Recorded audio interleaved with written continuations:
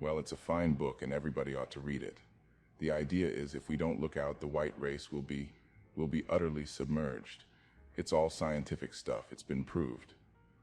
Tom's getting very profound, said Daisy with an expression of unthoughtful sadness. He reads deep books with long words in them. What was that word Well, these books are all scientific, insisted Tom, glancing at her impatiently. This fellow has worked out the whole thing. It's up to us, who are the dominant race, to watch out, or these other races will have control of things. We've got to beat them down, whispered Daisy, winking ferociously toward the fervent sun. You ought to live in California, began Miss Baker, but Tom interrupted her by shifting heavily in his chair. This idea is that we're Nordics. I am, and you are, and you are, and... After an infinitesimal hesitation, he included Daisy with a slight nod, and she winked at me again. And we've produced all the things that go to make civilization. Oh, science and art and all that, do you see? There was something pathetic in his concentration, as if his complacency, more acute than of old, was not enough to him anymore. When almost immediately the telephone rang inside and the butler left the porch, Daisy seized upon the momentary interruption and leaned towards me. I'll tell you a family secret, she whispered enthusiastically. It's about the butler's nose. Do you want to hear about the butler's nose? That's why I came over tonight. Well, he wasn't always a butler. He used to be the silver polisher for some people in New York that had a silver service for 200 people. He had to polish it from morning till night until finally it began to affect his nose. Things went from bad to worse, suggested Miss Baker. Yes, things went from bad to worse until finally he had to give up his position. For a moment the last sunshine fell with romantic affection upon her glowing face. Her voice compelled me forward breathlessly as I listened. Then the glow faded, each light deserting her with lingering regret, like children leaving a pleasant street at dusk. The butler came back and murmured something close to Tom's ear, whereupon Tom frowned, pushed back his chair, and without a word went inside. As if his absence quickened something within her, Daisy leaned forward again, her voice glowing and singing. I love to see you at my table, Nick. You remind me of a rose, an absolute rose, doesn't he? She turned to Miss Baker for confirmation. An absolute rose? This was untrue. I'm not even faintly like a rose. She was only extemporizing, but a stirring warmth flowed from her, as if her heart was trying to come out to you concealed in one of those breathless, thrilling words. Then suddenly she threw her napkin on the table and excused herself and went into the house. Miss Baker and I exchanged a short glance, consciously devoid of meaning. I was about to speak when she sat up alertly and said, "Shh," in a warning voice. A subdued, impassioned murmur was audible in the room beyond, and Miss Baker leaned forward unashamed, trying to hear. The murmur trembled on the verge of coherence, sank down, mounted excitedly, and then ceased altogether. This Mr. Gatsby you spoke of is my neighbor, I began. Don't talk. I want to hear what happens. Is something happening? I inquired innocently. You mean to say you don't know? Said Miss Baker, honestly surprised. I thought everybody knew. I don't. Why, she said hesitantly. Tom's got some woman in New York. Got some woman? I repeated blankly. Miss Baker nodded. She might have the decency not to telephone him at dinner time, don't you think? Almost before I had grasped her meaning, there was the flutter of a dress and the crunch of leather boots, and Tom and Daisy were back at the table. It couldn't be helped, cried Daisy with tense gaiety. She sat down, glanced searchingly at Miss Baker and then at me, and continued. I looked outdoors for a minute, and it's very romantic outdoors. There's a bird on the lawn that I think must be a nightingale come over on the Cunard or White Star Line. He's singing away. Her voice sang. It's romantic, isn't it, Tom? Very romantic, he said, and then miserably to me, if it's light enough after dinner, I want to take you down to the stables. The telephone rang inside startlingly, and as Daisy shook her head decisively at Tom, the subject of the stables, in fact all subjects, vanished into air. Among the broken fragments of the last 5 minutes at table, I remember the candles being lit again, pointlessly, and I was conscious of wanting to look squarely at everyone, and yet to avoid all eyes. I couldn't guess what Daisy and Tom were thinking, but I doubt if even Miss Baker, who seemed to have mastered a certain hardy skepticism. To a certain temperament, the situation might have seemed intriguing. My own instinct was to telephone immediately for the police. The horses, needless to say, were not mentioned again. Tom and Miss Baker, with several feet of twilight between them, strolled back into the library, as if to a vigil beside a perfectly tangible body. While trying to look pleasantly interested and a little deaf, I followed Daisy around a chain of connecting verandas to the porch in front. In its deep gloom, we sat down side by side on a wicker settee.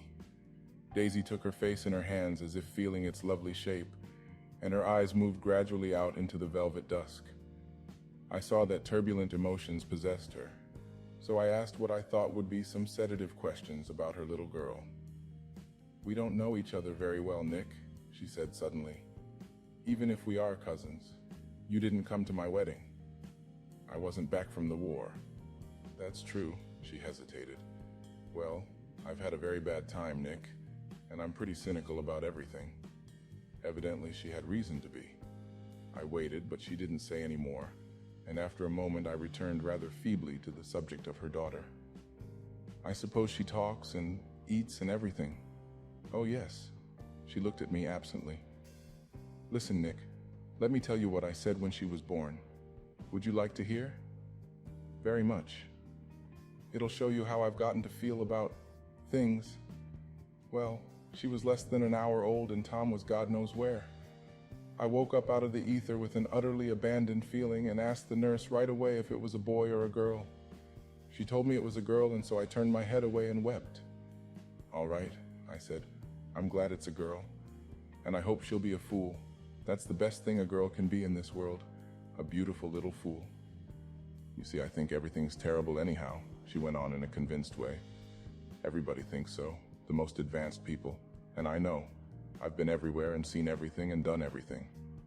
Her eyes flashed around her in a defiant way, rather like Tom's, and she laughed with thrilling scorn. "Sophisticated, God, I'm sophisticated." The instant her voice broke off, ceasing to compel my attention, my belief, I felt the basic insincerity of what she had said. It made me uneasy, as though the whole evening had been a trick of some sort to exact a contributory emotion from me. I waited, and sure enough, in a moment she looked at me with an absolute smirk on her lovely face, as if she had asserted her membership in a rather distinguished secret society to which she and Tom belonged. Inside, the crimson room bloomed with light. Tom and Miss Baker sat at either end of the long couch, and she read aloud to him from the Saturday Evening Post, the words, murmurous and uninflected, running together in a soothing tune. The lamplight, bright on his boots and dull on the autumn leaf yellow of her hair, glinted along the paper as she turned a page with a flutter of slender muscles in her arms. When we came in, she held us silent for a moment with a lifted hand. "To be continued," she said, tossing the magazine on the table, "in our very next issue." Her body asserted itself with a restless movement of her knee, and she stood up. 10 o'clock, she remarked, apparently finding the time on the ceiling. "Time for this good girl to go to bed." "Jordan's going to play in the tournament tomorrow," explained Daisy, "over at Westchester." "Oh, you're Jordan Baker." I knew now why her face was familiar. Its pleasing, contemptuous expression had looked out at me from many rotogravure pictures of the sporting life at Asheville and Hot Springs and Palm Beach. I had heard some story of her too, a critical, unpleasant story, but what it was I had forgotten long ago. "Good night," she said softly. "Wake me at 8, won't you?" "If you'll get up." "I will. Good night, Mr. Carraway. See you anon." "Of course you will," confirmed Daisy. "In fact, I think I'll arrange a marriage. Come over often, Nick, and I'll sort of, fling you together. You know, lock you up accidentally in linen closets and push you out to sea in a boat and all that sort of thing." "Good night," called Miss Baker from the stairs. "I haven't heard a word." "She's a nice girl," said Tom after a moment. "They oughtn't to let her run around the country this way." "Who oughtn't to?" inquired Daisy coldly. "Her family." "Her family is one aunt about 1,000 years old. Besides, Nick's going to look after her, aren't you, Nick? She's going to spend lots of weekends out here this summer. I think the home influence will be very good for her." Daisy and Tom looked at each other for a moment in silence. "Is she from New York?" I asked quickly. "From Louisville. Our white girlhood was passed together there." Our Did beautiful I? white... She looked at me. Did you give Nick a little heart? I can't seem to remember, but I think we talked about the Nordic race. Yes, I'm sure we did. It sort of crept up on us, and first thing you know, don't believe everything you hear, Nick, he advised me. I said lightly that I had heard nothing at all, and a few minutes later I got up to go home. They came to the door with me and stood side by side in a cheerful square of light. As I started my motor, Daisy peremptorily called, "Wait! I forgot to ask you something, and it's important. We heard you were engaged to a girl out west." "That's right," corroborated Tom kindly. "We heard that you were engaged." "It's a libel. I'm too poor." "But we heard it," insisted Daisy, surprising me by opening up again in a flower-like way. "We heard it from 3 people, so it must be true." Of course I knew what they were referring to, but I wasn't even vaguely engaged. The fact that gossip had published the banns was one of the reasons I had come east. You can't stop going with an old friend on account of rumors. And on the other hand, I had no intention of being rumored into marriage. Their interest rather touched me and made them less remotely rich. Nevertheless, I was confused and a little disgusted as I drove away. It seemed to me that the thing for Daisy to do was to rush out of the house, child in arms, but apparently there were no such intentions in her head. As for Tom, the fact that he had some woman in New York was really less surprising than that he had been depressed by a book. Something was making him nibble at the edge of stale ideas, as if his sturdy physical egotism no longer nourished his peremptory heart. Already it was deep summer on roadhouse roofs and in front of wayside garages, where new red petrol pumps sat out in pools of light. And when I reached my estate at West Egg, I ran the car under its shed and sat for a while on an abandoned grass roller in the yard. The wind had blown off, leaving a loud, bright night, with wings beating in the trees and a persistent organ sound as the full bellows of the earth blew the frogs full of life. The silhouette of a moving cat wavered across the moonlight, and turning my head to watch it, I saw that I was not alone. 50 feet away, a figure had emerged from the shadow of my neighbor's mansion, and was standing with his hands in his pockets regarding the silver pepper of the stars. Something in his leisurely movements and the secure position of his feet upon the lawn suggested that it was Mr. Gatsby himself, come out to determine what share was his of our local heavens. I decided to call to him. Miss Baker had mentioned him at dinner, and that would do for an introduction. But I didn't call to him, for he gave a sudden intimation that he was content to be alone. He stretched out his arms toward the dark water in a curious way, and far as I was from him, I could have sworn he was trembling.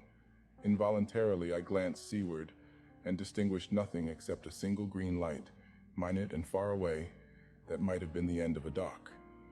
When I looked once more for Gatsby, he had vanished, and I was alone again in the unquiet darkness.